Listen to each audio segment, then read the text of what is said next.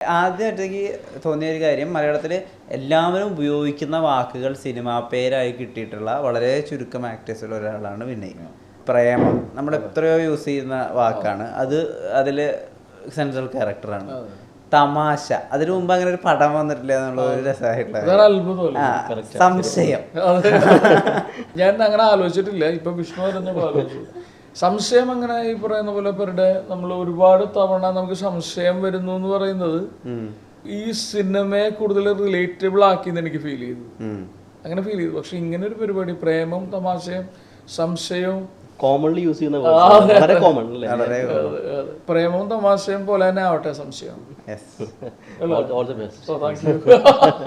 എനിക്ക് റാൻഡായിട്ട് വിനയ് ഫോർട്ട് എന്നുള്ള വിനയ് ഫോർട്ടിനൊരു വട്ടം വരച്ചാൽ ആ വേർഡ്സ് പദസൂര്യനിൽ എന്തൊക്കെ വരും അതിനെപ്പറ്റി ഞാൻ ചോദിക്കും. സൈക്കോളജിസ്റ്റ് അതിന്റെ സൈക്കോളജിക്കൽ ആയിട്ടുള്ള കാരണങ്ങളെ സാധാരണ മനുഷ്യർക്ക് മനസ്സിലാവുന്ന രീതിയിൽ ഇന്റർപ്രറ്റ് ചെയ്യും. ഓക്കെ, അത് സംശയം ഒഴിവാക്കണം. ഫസ്റ്റ് സംശയം എന്താ വെച്ചാൽ, വിനയ് ഫോർട്ടിന് ഈ സംശയം തോന്നിയിട്ടുണ്ടോ എന്നുള്ളതാണ്. വിനയ് ഫോർട്ട് ഇപ്പോൾ മാലിക് പോലൊരു അതൊരു ഔട്ട് ആൻഡ് ഔട്ട് കൊമേഴ്ഷ്യൽ പടം തന്നെയാണ്. ഇവിടെന്തോ അത് വളരെ കോണ്ടന്റ് ഉണ്ടെങ്കിൽ പോലും അതിൽ അഭിനയിക്കുന്നുണ്ട്, പ്രേമം ചെയ്യുന്നുണ്ട്, തമാശയും കൊമേഴ്ഷ്യൽ സിനിമ തന്നെയാണ്. സോമന്റെ കൃതാവും കൊമേഴ്ഷ്യൽ സിനിമയാണ്. ആൻഡ് ആട്ടം ചെയ്യുന്നുണ്ട്. അത് ആളുകൾ ആർട്ട് ഹൗസ് പടങ്ങളായിട്ടാണ് വിചാരിച്ചു വെച്ചിരിക്കുന്നത്.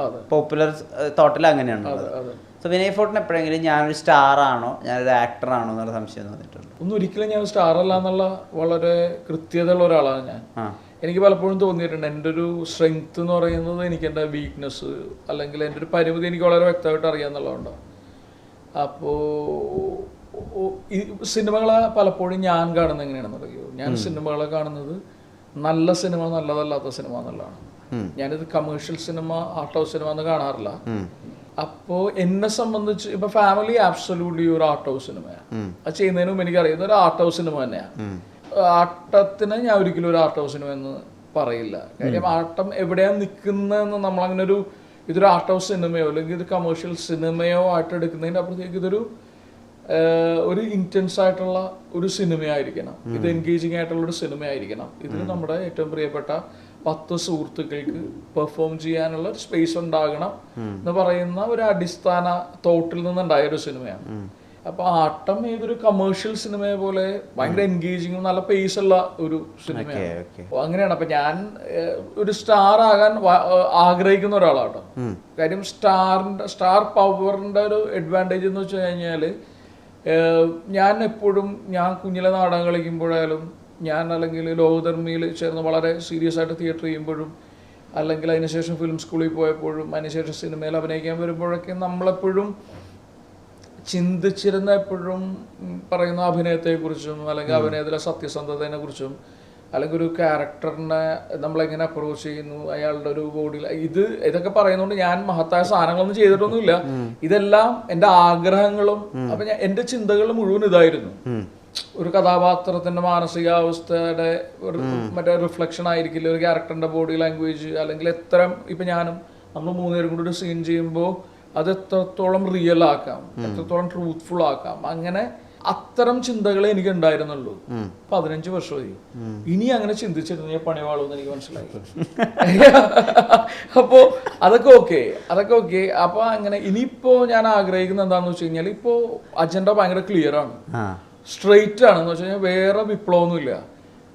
സിനിമ നല്ലതോ, കഥാപാത്രം നല്ലതോ, അഭിനയം നല്ലതോ അതൊക്കെ സെക്കൻഡറി ആണ്. പ്രൊഡ്യൂസറിന്റെ പൈസ ഏരിയ കൊടുക്കാൻ പറ്റണം എന്നുള്ളതാണ്.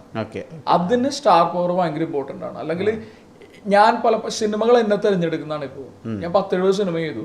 ഇത് മുഴുവൻ സിനിമകൾ എന്നെ തിരഞ്ഞെടുത്താണ്. എനിക്കൊരു സിനിമ പലപ്പോഴും തിരഞ്ഞെടുക്കാൻ പറ്റാറില്ല. സിനിമകൾ ഒഴിവാക്കാൻ പറ്റാറുണ്ട്.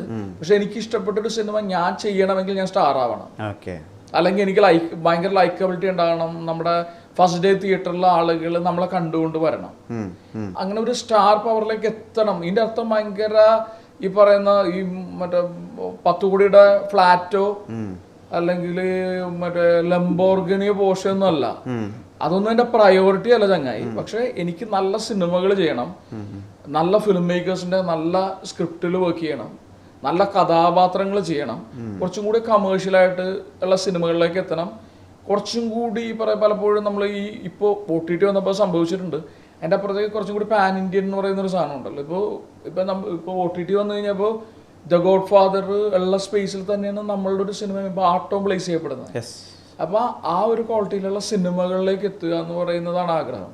അങ്ങനെ എത്തണമെങ്കിൽ തീർച്ചയായിട്ടും നമ്മൾ സ്റ്റാർ ആണോ, അല്ലെങ്കിൽ നമ്മൾ അവഗണിക്കപ്പെടുക എന്ന് പറയുന്നതിനൊക്കെ ഒരു പരിമിതി ഉണ്ട് ചങ്ങായി. പലപ്പോഴും ഇപ്പോൾ ഏറ്റവും അൺഫോർച്ചുനേറ്റഡ് ഉള്ള കാര്യം, സമൂഹത്തിന്റെ പല തരത്തിൽ ഈ പറയുന്ന പോലെ നമ്മളിങ്ങനെ വേർതിരിക്കപ്പെടും. അത് ഭയങ്കര പെയിൻഫുൾ ആണ്. റീസെൻ്റ്ലി നമ്മളിപ്പോൾ സംശയം എന്ന് പറയുന്നൊരു സിനിമ പ്രൊമോട്ട് ചെയ്യാൻ വേണ്ടിയിട്ട് ഇറങ്ങിക്കഴിഞ്ഞപ്പോൾ നിങ്ങൾ പറഞ്ഞാൽ വിശ്വസിക്കില്ല, യൂട്യൂബ് ചാനൽസ് ഒക്കെ ഉണ്ടല്ലോ, അവരൊക്കെ പ്രൊഡ്യൂസേഴ്സിനെ ഇന്ന് പൈസ അടക്കം ചോദിക്കുന്നുണ്ട്. നിങ്ങളുടെ സിനിമ നമ്മൾ പ്രൊമോട്ട് ചെയ്യണമെങ്കിൽ നിങ്ങൾ ഞങ്ങൾക്ക് ഇത്ര ലക്ഷം രൂപ തരണം എന്നുള്ള തരത്തിലൊക്കെ. അപ്പൊ ഞാൻ വിശ്വസിക്കുന്നത് ഒരിക്കലും അത് ദുൽഖർ സൽമാനോട് ചോദിക്കില്ല, പൃഥ്വിരാജിനോട് ചോദിക്കില്ല, ഫഹദ് ഫാസിലിനോട് ചോദിക്കില്ല. അപ്പൊ ഇതിന്റെ മുഴുവൻ അടിസ്ഥാനം നിങ്ങൾ ആസ് എ സ്റ്റാർ നിങ്ങൾ എവിടെ പ്ലേസ് ചെയ്യുന്നു എന്നുള്ള ഒരു സ്പേസിലാണ്. അപ്പൊ ഏറ്റവും പ്രൊഡ്യൂസർ ഫ്രണ്ട്ലി ആയിട്ടുള്ള ഒരു തരത്തിൽ ഉയരുക എന്ന് പറയുന്നതാണ് ആഗ്രഹം. മറ്റേതൊക്കെ എടുത്ത് മാറ്റി ഞാൻ നല്ല സിനിമ, സത്യസന്ധമായ അഭിനയം, ഇന്റൻസ് പെർഫോമർ ഒന്നും വേണ്ട, ഒന്നും വേണ്ട. സുഖമല്ലേ കേൾക്കാൻ? അപൂർവ ലോകത്തിൽ ഒരു ഇന്റൻസ് പെർഫോമർ വന്നിട്ടുണ്ട്, തമാശയിൽ ഒരു നുവാൻസസ് ഉള്ള ഒരു ആക്ടർ വന്നിട്ടുണ്ട്, പറയാൻ കേൾക്കാൻ നല്ല സുഖമായിരുന്നു. അത് കേട്ടു എന്ന് തോന്നുന്നു കുറച്ചൊക്കെ.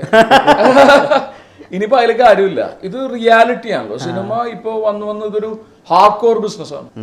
ഇത്ര കോടി രൂപ ഇൻവെസ്റ്റ് ചെയ്ത് കഴിഞ്ഞ് കഴിഞ്ഞാൽ എത്ര കോടി രൂപ തിരികെ കിട്ടും എന്ന് പറയുന്ന ഒരു പരിപാടിയാണ്. ഈ ആക്ടർ വന്നു കഴിഞ്ഞാൽ ഇത്ര പൈസ കിട്ടും പറയുന്നു. അപ്പൊ അതുപോലെ നമുക്ക് ആ സോണിലേക്ക് എത്തിപ്പെട്ട് കഴിഞ്ഞു കഴിഞ്ഞാൽ മറ്റേ നുവാൻസസും ഇന്റൻസിറ്റിയും ഭയങ്കര പെർഫോമൻസ് ഒക്കെ തനിയെ ഉണ്ടാവും.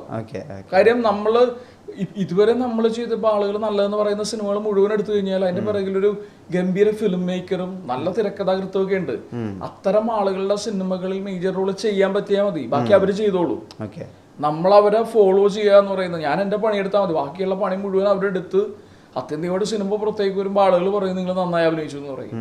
അങ്ങനെ ആ ഒരു അവസ്ഥയിലേക്ക് എത്തണമെങ്കിൽ നിങ്ങൾക്ക് സ്റ്റാർ പവറിനെയും കാര്യങ്ങൾ ഭയങ്കര എളുപ്പമാണ്.